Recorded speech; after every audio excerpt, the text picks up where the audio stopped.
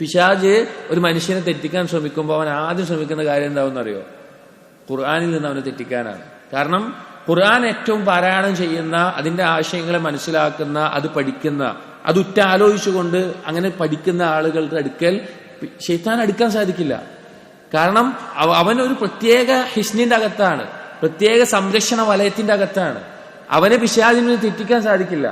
അതുകൊണ്ട് തന്നെ ഏതെങ്കിലും പാപങ്ങൾ നമ്മുടെ ജീവിതത്തിൽ ആവർത്തിച്ച് സംഭവിക്കുന്നുണ്ട്, നമുക്ക് ഒഴിവാക്കാൻ പറ്റുന്നില്ല, അതിൽ നിന്ന് മാറി നിൽക്കാൻ പറ്റുന്നില്ല എന്ന് നമുക്ക് തോന്നുന്നുണ്ടെങ്കിൽ ഖുർആനുമായിട്ടുള്ള ബന്ധം ശക്തമാക്കി വെക്കി, അതിൽ നിന്ന് രക്ഷപ്പെടുന്ന, നമ്മൾ അറിയാതെ അതിനൊരു സംരക്ഷണം അല്ലാഹു സുബ്ഹാനഹു വ തആല നമുക്ക് നൽകും. എന്ന് പറയാണ് ഫൈന്നഹു അൽ കഫീലു ബിമസാലിഹിൽ ഇബാദി ഫിൽ മആശി വൽ മആദ്.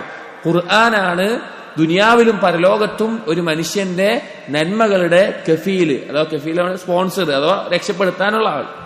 വൽമൂസി ലഹും ഇലാ സബീലിർ റഷാദ്, ഏറ്റവും നല്ല മാർഗത്തിലേക്ക് എത്തിക്കുന്നതും ഖുർആനാണ്. അപ്പൊ ഖുർആൻ കൊണ്ട് നമുക്ക് പരലോകത്ത് രക്ഷ ലഭിക്കുകയുള്ളൂ.